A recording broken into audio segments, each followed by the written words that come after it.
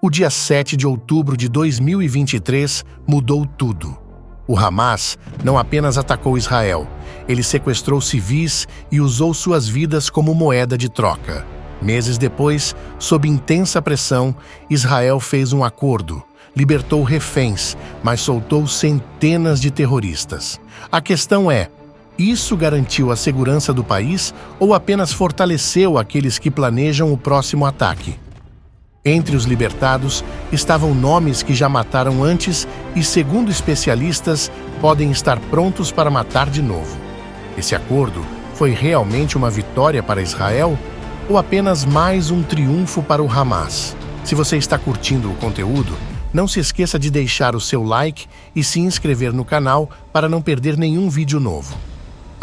E é muito importante também deixar um comentário, mesmo que seja algo bem simples. Quanto mais comentários o vídeo tiver, mais o YouTube vai espalhar ele para outras pessoas.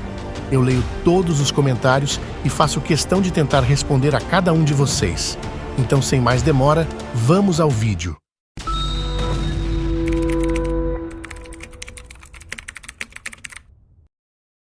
Imagine que é um sábado comum. Pessoas acordam, tomam café, planejam o dia.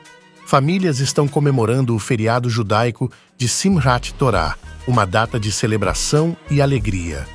De repente, o que deveria ser um dia tranquilo se transforma em um dos momentos mais sombrios da história de Israel. Na manhã de 7 de outubro de 2023, sem qualquer aviso, milhares de foguetes começam a cair sobre Israel. Enquanto as sirenes de alerta ecoam pelo país, militantes do Hamas e de outros grupos terroristas cruzam a fronteira da faixa de Gaza, atacando comunidades civis e bases militares. Mas esse ataque foi muito além do que qualquer um poderia imaginar. Eles não estavam apenas atacando soldados, eles estavam caçando civis. Em questão de horas, mais de 2.500 terroristas invadiram Israel por terra, mar e até pelo ar, usando parapentes motorizados. Eles massacraram famílias inteiras dentro de suas casas, atearam fogo em residências para forçar as pessoas a sair e depois as metralharam.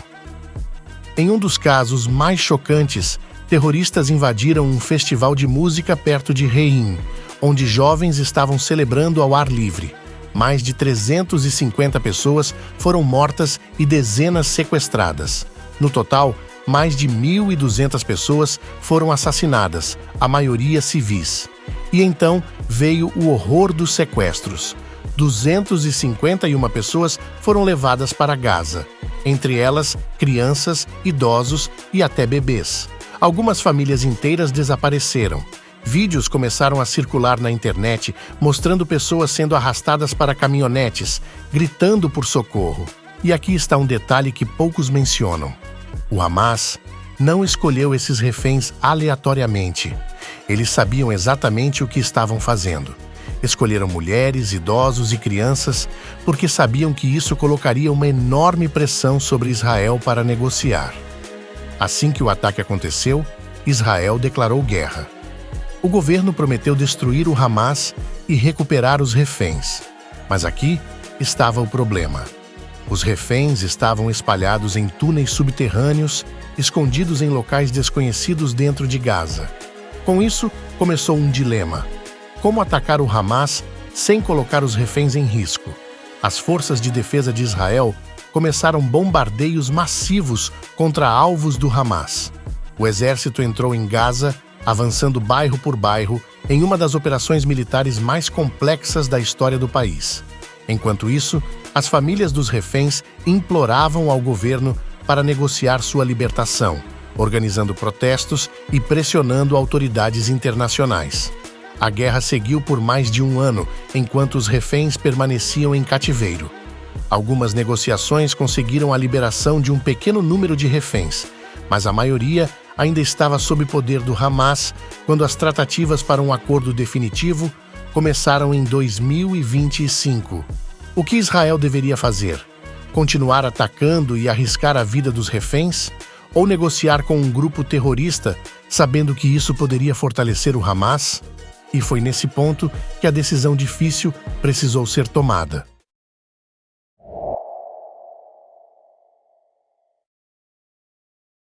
Após meses de guerra e negociações tensas, Israel se viu diante de uma escolha impossível: continuar a ofensiva militar na faixa de Gaza, colocando em risco a vida dos reféns ainda em cativeiro, ou negociar com o Hamas e pagar um preço que muitos consideravam alto demais. Não era apenas uma questão diplomática, era um dilema moral, estratégico e, acima de tudo, emocional. O Hamas sabia exatamente o que estava fazendo. Mantinha mais de 90 reféns israelenses e cada um deles representava uma peça essencial no tabuleiro de negociações. Enquanto isso, a pressão sobre o governo israelense aumentava. As famílias dos sequestrados organizavam protestos diários, exigindo que o governo fizesse qualquer coisa para trazer seus entes queridos de volta. Em Israel, o debate dividia a população. De um lado, havia aqueles que acreditavam que nenhum preço era alto demais para salvar vidas.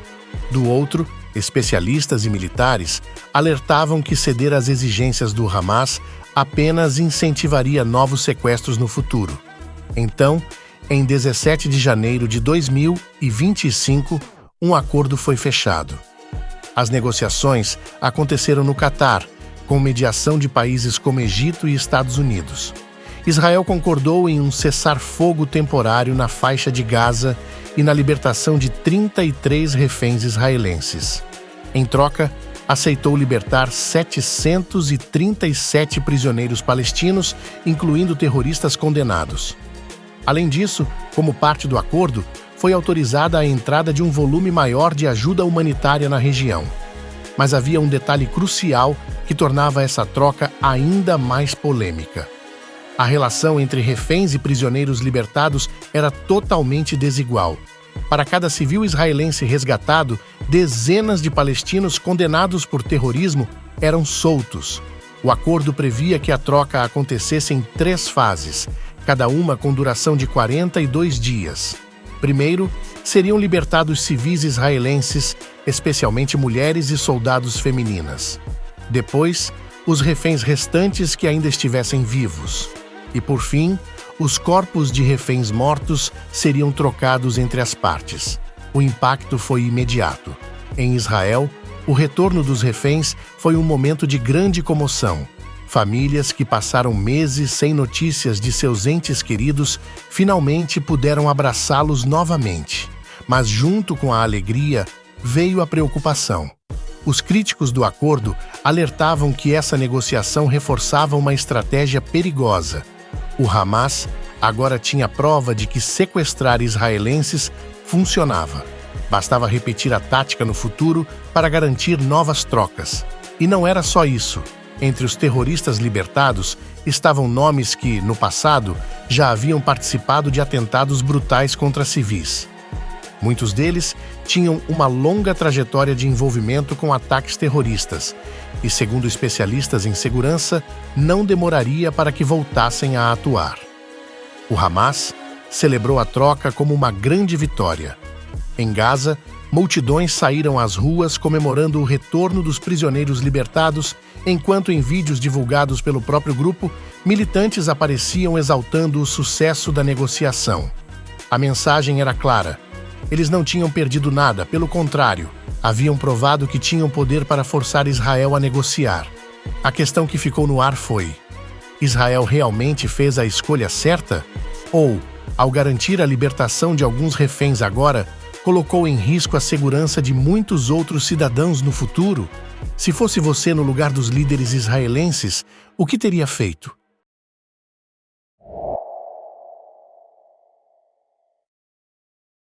Israel aceitou libertar 737 prisioneiros palestinos, mas não eram apenas militantes comuns. Entre eles estavam terroristas de alto escalão, responsáveis por atentados brutais que marcaram a história do país. Muitos desses homens já haviam sido presos antes, soltos em acordos anteriores e voltaram a cometer ataques. Agora estavam sendo libertados mais uma vez.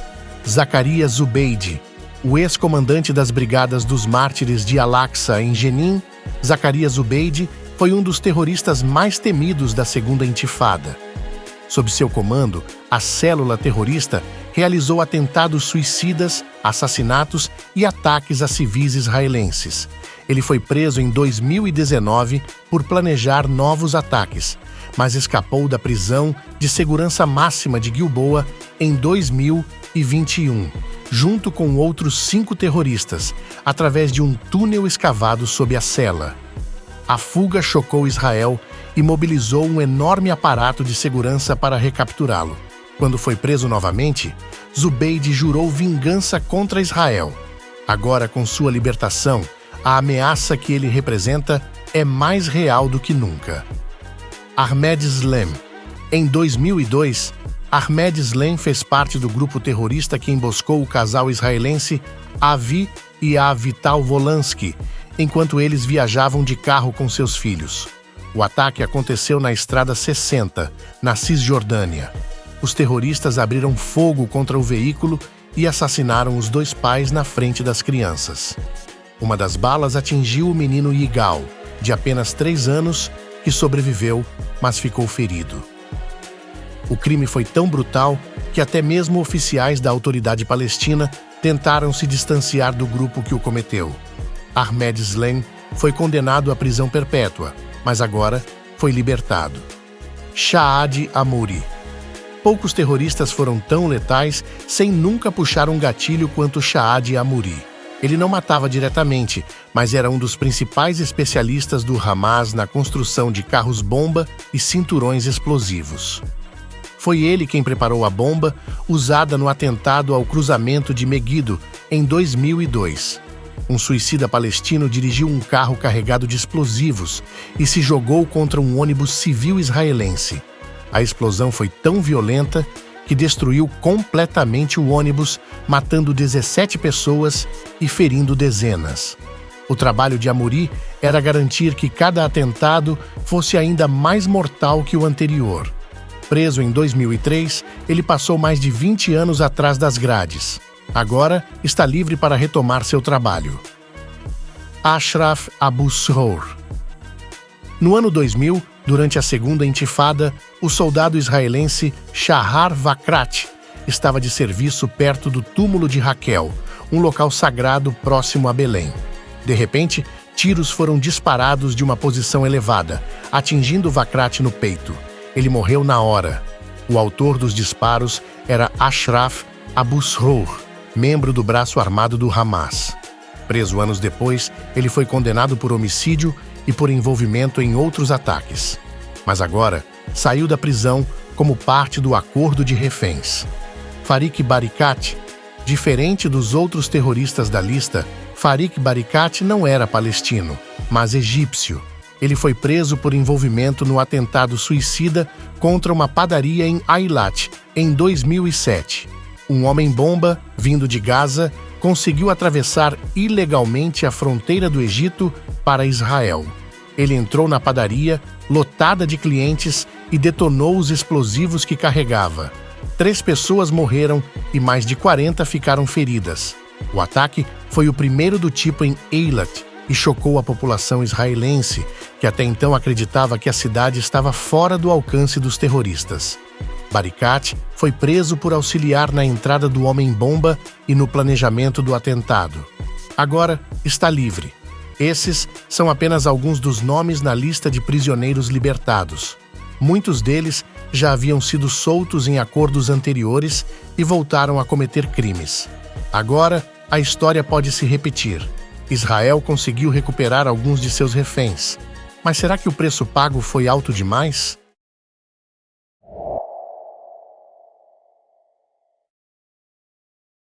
Os reféns voltaram para casa. As famílias choraram de alívio. Mas enquanto isso, do outro lado da fronteira, outra comemoração acontecia. Na Cisjordânia, multidões tomavam as ruas, festejando a libertação dos prisioneiros palestinos. Para o Hamas, essa troca não foi uma derrota, foi uma vitória estratégica.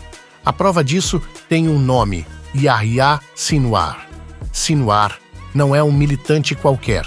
Ele foi um dos fundadores do braço militar do Hamas e é considerado o cérebro por trás da ofensiva de 7 de outubro de 2023. Mas o mais chocante, ele só estava em liberdade porque Israel o libertou em 2011 como parte da troca pelo soldado Gilad Shalit. Preso em 1989, Sinwar cumpria 4 sentenças de prisão perpétua por envolvimento no assassinato de palestinos suspeitos de colaborar com Israel. Durante os anos de cárcere, se tornou uma peça-chave para o Hamas, influenciando decisões estratégicas mesmo de dentro da prisão. Quando foi solto, rapidamente subiu na hierarquia do grupo e, anos depois, se tornou o líder absoluto do Hamas em Gaza. Foi ele quem arquitetou o ataque de 7 de outubro, coordenando a invasão, os massacres e os sequestros. Se você quiser saber mais sobre a trajetória e a ascensão política de Sinwar em Gaza, não deixe de assistir o vídeo indicado no card acima. Ou seja, um homem que já esteve atrás das grades, condenado por terrorismo, foi libertado em um acordo e, anos depois, planejou um dos piores ataques da história de Israel. E agora, em 2025, a história pode estar se repetindo. Dentre os mais de 700 prisioneiros libertados, muitos têm perfis semelhantes ao de Sinwar. São militantes experientes, treinados, com histórico de ataques brutais. Alguns deles, como Zacarias Ubeidi, não escondem a intenção de voltar à luta armada. O Hamas entende que sequestrar israelenses é uma tática eficaz, consegue parar a guerra, forçar negociações e libertar centenas de prisioneiros de uma só vez. Se essa estratégia funcionou agora, por que não funcionaria novamente? O risco é claro. Esse acordo pode ter garantido não apenas a liberdade dos reféns israelenses, mas também a próxima onda de ataques contra Israel. A troca aconteceu. Os reféns voltaram, mas o custo dessa decisão pode estar apenas começando a ser cobrado. O acordo de reféns foi apresentado como uma solução humanitária, mas, para muitos especialistas, ele beneficiou apenas um lado: o Hamas. Esse grupo terrorista não apenas conseguiu libertar centenas de prisioneiros palestinos, como também garantiu mais tempo, recursos e influência sobre a população de Gaza. Enquanto Israel cedeu em negociações, o Hamas saiu fortalecido, mantendo sua estrutura e sua capacidade militar em funcionamento. Uma das principais razões para isso é a ajuda humanitária. Embora destinada aos civis de Gaza, essa ajuda não chega diretamente a quem mais precisa. O Hamas possui um exército armado que intercepta os caminhões de suprimentos assim que eles cruzam a fronteira, saqueando cargas inteiras. Esses recursos são então distribuídos conforme os interesses do grupo, garantindo lealdade e controle absoluto sobre a população. O que deveria ser dado gratuitamente é vendido no mercado negro, aumentando o caixa financeiro do Hamas e permitindo que continuem financiando armas, túneis e operações terroristas contra Israel. Para os especialistas, enquanto a ajuda humanitária continuar chegando nessas condições, o Hamas jamais será enfraquecido. Uma possível solução seria interromper completamente o fornecimento de recursos para Gaza. Atualmente, Israel fornece água, eletricidade e até alimentos para o território, e os cidadãos israelenses pagam impostos para sustentar esses serviços. Na prática, isso significa que o próprio Estado de Israel ajuda a manter o Hamas funcionando. Para muitos, essa é uma contradição inaceitável.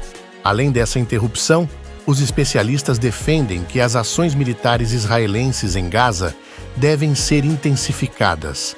O Hamas governa a região há quase 2 décadas e, nesse tempo, espalhou sua ideologia de ódio a Israel de forma profunda.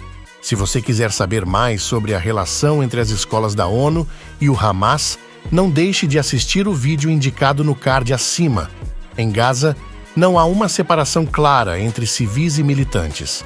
O Hamas não é apenas um grupo terrorista dentro do território, ele é o próprio governo. Isso significa que, para desmantelar essa estrutura, não basta apenas cortar os suprimentos, é necessário um ataque mais direto e contínuo contra a liderança do Hamas e suas bases militares. Segundo essa visão, apenas uma combinação de isolamento total e força militar poderia garantir um acordo mais favorável. Se você quer entender como o Hamas se preparou para o ataque de 7 de outubro de 2023, assista ao vídeo sobre o treinamento militar do grupo. Além disso, estou disponibilizando um vídeo sobre a história do Hamas e sua evolução. Não deixe de assistir, pois isso ajudará você a compreender melhor as raízes do conflito. Obrigado e até a próxima.